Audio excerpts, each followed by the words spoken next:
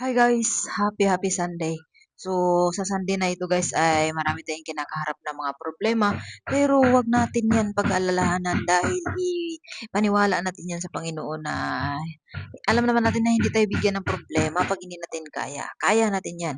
So, sa kabila ng mga problema guys at ito nga ay yung araw na ito ay may nagtatrabaho dito sa tindahan at kung nakita nyo diyan si kuya ay sinasara na yung pinto namin galing tindahan papasok doon sa loob. Kasi guys, napakahirap talaga 'pag nangupahan ka at, hindi mo alam yung istorya ng lupa o yung bahay at wala kayong pirmahan kung hanggang kailan kayo dito.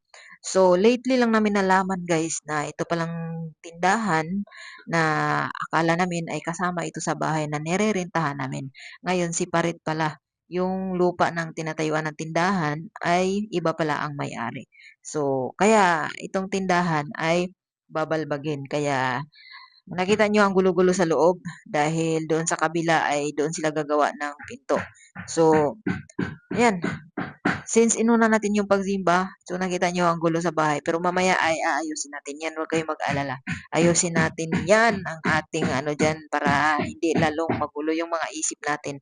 At dito nga sila gumawa ng pintuan para may malabasan kami kasi sinarado na doon dahil yung ano daw, kalsada kasi yung harap nun guys at ibebenta yun ng may-ari. So ito nga pala guys, itong water bendo na to ay ibebenta din namin to.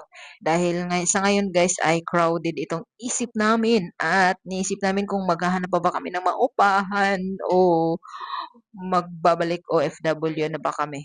So, iiwan namin ulit ang mga bata. So, yan, pag-isipan pa namin. At itong mga paninda nga natin ay siguro papaubusin muna natin yan kahil may 2 buwan na lang kaming natitira dito at yan, alisin na kami dahil ito daw ang bahay ay ibabakante muna.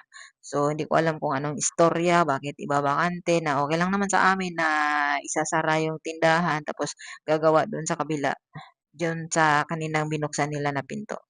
So, ewan ko, hindi ata papayag yung may-ari. So, ngayon, itong ref na to, freezer na to ay puro ice yan. Yan guys, yung laman niyan ay araw-araw talaga mauubos yan. Malakas dito guys, kaya gusto namin dito sa tindahan na to, sa bahay na to dahil malakas yung tindahan dahil gilid lang ng kalsada. Pero ayun nga, may mga problema nga, may mga bagay nga na dumarating na hindi natin inaasahan.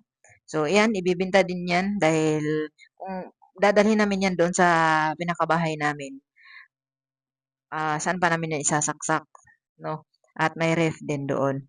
Kaya ibebenta na rin 'yan kung tuluyan kaming hindi makahanap ng marerentahan na magandang puwesto, pati 'yan kasi meron ding ganyan doon. So, ayun lang guys, update namin kayo kung ano nang mangyari sa buhay namin.